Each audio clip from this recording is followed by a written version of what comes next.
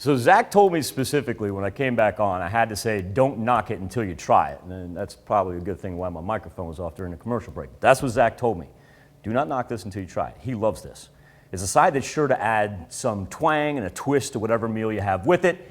That's exactly what Howard has for us in the Mr. Food Test Kitchen. Hey, I've got a question for you.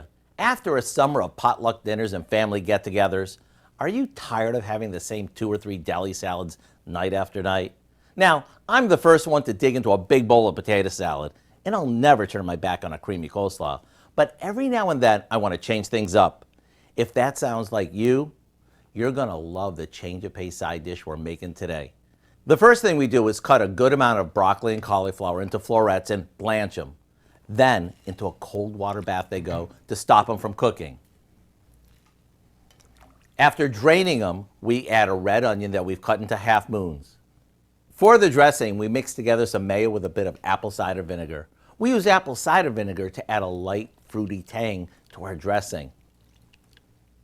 Okay, after we mix this with the veggies, we finish it with some dried cranberries, a handful of salted cashews, and some smoky bacon.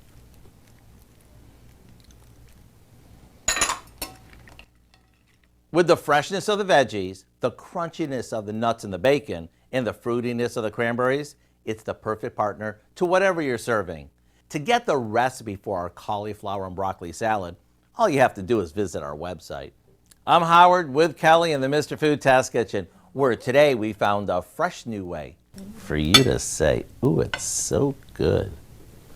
You can find this recipe along with a lot more good food from the Mr. Food Test Kitchen online. Just go to our website, KOAMnewsnow.com.